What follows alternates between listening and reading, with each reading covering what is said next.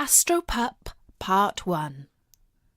Hello, this is Natasha, and I'm dropping by with the first of 2 out-of-the-way stories about a dog who goes on a journey through space to another planet.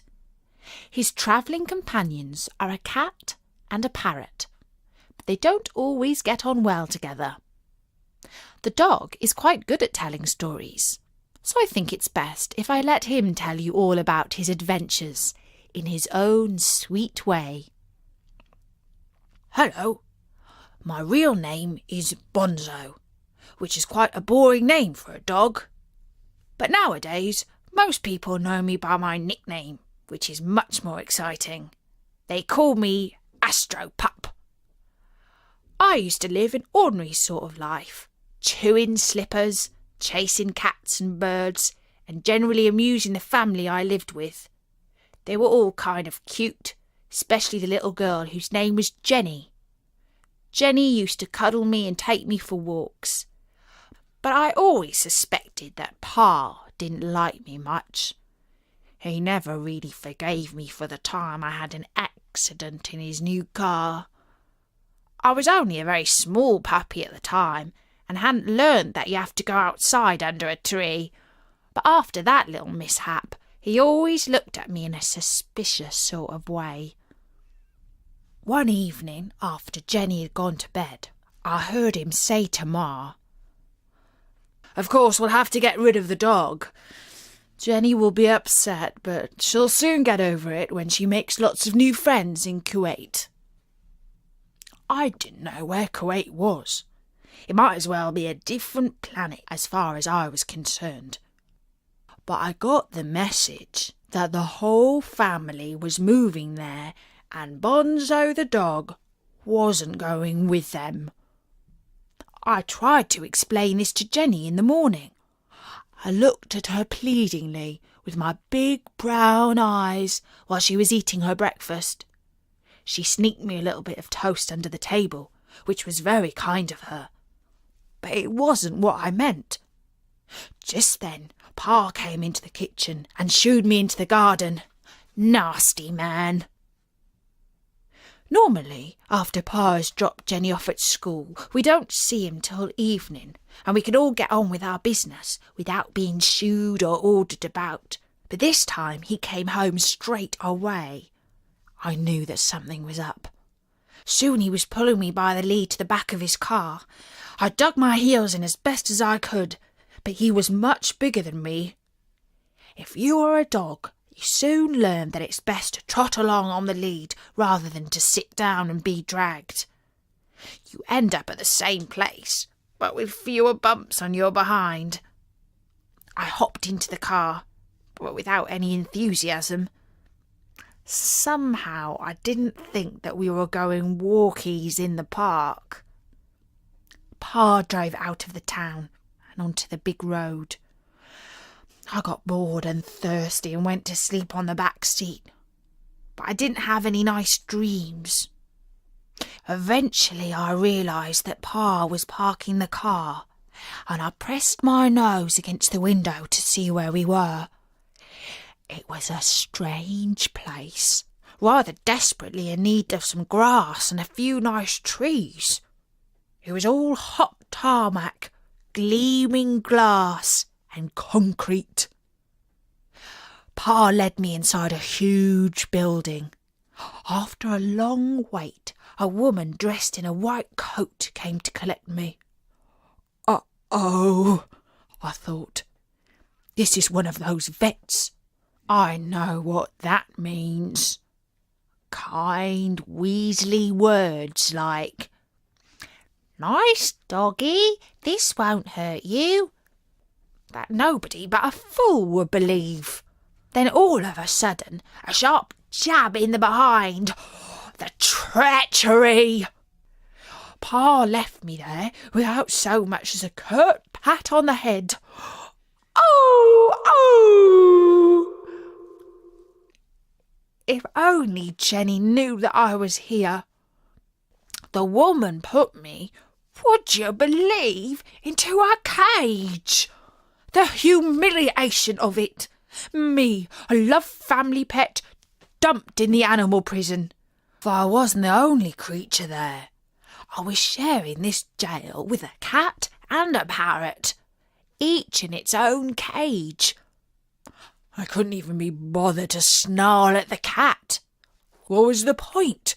We were all suffering together. Oh! Oh! After a while, the cat said to me, "Stop moaning, Pooch Features. You won't be here long. They only need intelligent animals in this place." "What for?" I asked. "Why haven't you read the posters on the wall?" asked the cat. "Oh, pardon me. I forgot for a moment. You're a dog, so you're too stupid to read. Well, I'll tell you.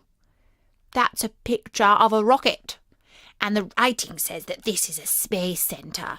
This is where they pick animals to be astronauts and to go to places in the sky.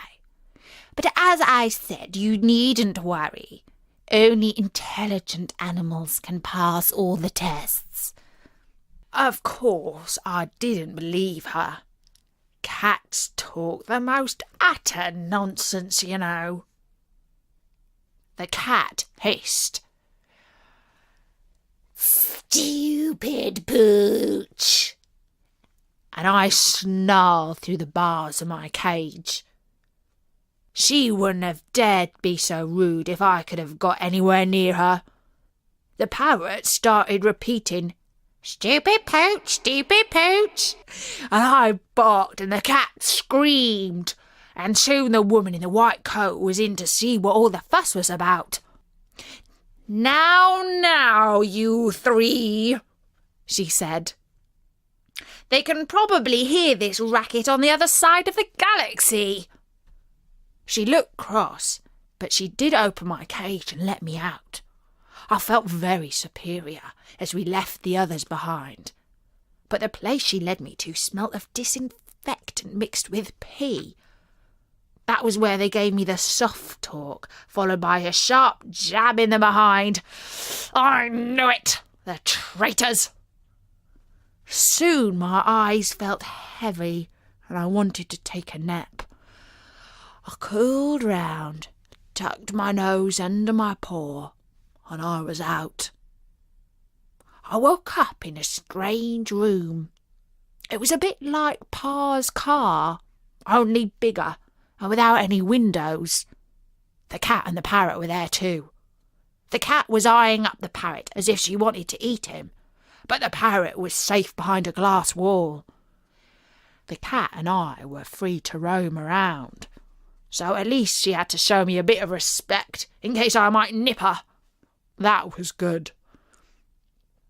Things had been arranged so that I was in charge. Then some lights started to flash, and there was a rumbling noise for a long time. The cat looked as sick as a parrot, and the parrot looked as sick as, well, a parrot, and I looked probably much the same. A voice squawked, 10, 9, 8. I looked up and saw it was the parrot speaking. "Oh, do shut up, you stupid bird," said the cat. And it was then that the whole caboodle started to roar and shake. At first it felt like my tummy was dropping down into my paws, and then, after quite a while, things seemed to go back to normal. It was quite dark, apart from some strange greenish lights. I wanted to go back to sleep, but the cowardly meowing of the cat kept me awake. "Listen, Mog," I said. "If we are all going to die, let's die quietly. And that's an order." But she didn't shut up till much later. Eventually I fell asleep, and when I woke up I saw that some breakfast had arrived in 2 bowls, one for me and one for that cat. And the cat had eaten both of them. This was too much. I decided to kill the cat and eat her instead. That would be the end of my troubles. But when I pounced on her with my teeth bared, I found that instead of shooting towards her, I was sort of floating in mid-air. My paws were paddling all over the place, but it made no difference. Even the parrot was impressed by my flying. The cat leapt out of my way, and she too was flying around like a fat balloon. This was all very strange. After we had both settled back down on the floor, I decided to show my leadership qualities. "Hey," I said. "Those humans are probably watching us and think this is all hilarious. Let's learn to be friends, at least while we are cooped up in here. And when we get out, then we can all kill each other." Even the cat had to agree that I was talking sense, and the parrot seemed too stupid to express an opinion on the matter. From then on, we lived by some rules, the most important of which was that if anybody ate my dinner, they were dead. I don't know how long that awful journey went on. I used to think that Jenny's grandma was a long way away, but this took much longer than going to her place by the seaside. Food seemed to appear when we were asleep, and although we made the usual mess that all living things make, the straw on the floor just seemed to eat it up, and it disappeared. It was a clever contraption that we were in. Eventually, we heard the roaring sound, and the contraption started to shake again. The cat was meowing. "We're all going to die!" And I didn't even bother to tell her to shut her silly snout. Our journey came to its end with an almighty bump, and we were then all three of us thrown around the place. This time we didn't float harmlessly around, and we all ended up with bruises, but nothing too serious. But we soon forgot about all that when a door opened in the side of the contraption, and we were greeted by the sweetest, most gorgeous smell in the universe. Fresh, salty sea air. So perhaps we had come to Jenny's grandma's after all, by the roundabout route. The parrot's cage flew open, and she was out in no time. The cat went sliding down a chute, and I came after. Soon I was splashing through the surf of the sea, and the cat was looking at me like I was crazy. The parrot was sitting up on a sand dune. I hadn't been so pleased to be alive since I was a puppy. All I needed now was a stick to fetch, and my happiness would have been complete. When I came out of the sea, I shook myself so that the water went flying all over the cat and the parrot.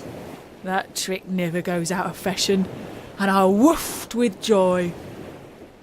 After a while, I barked, "Cheer up, Mog! Aren't you glad that we've arrived?" "I'd be happier if I saw a mouse," said the cat. "What are we going to eat? Unless you knew how to fish, we're all going to starve to death." "Don't be stupid," I said. "Some humans will come along soon and take care of us. My owner's grandma lives somewhere nearby." "Your owner's grandma?" said that cat, quite astonished. "She's only 1,000,000 miles away. Haven't you got it? They've sent us to another planet." And that's the end of the first part of Astropup. I can't wait to find out what happens next to the dog, the cat, and the parrot. Do you think they've really travelled to another planet? If so, what sort of creatures live there? Do you think they will be nice or scary? I'm not sure, but we'll just have to wait and see. In the meantime, There are loads more stories to find at storynori.com, so come by soon and listen to one or two. For now, from me, Natasha, bye-bye!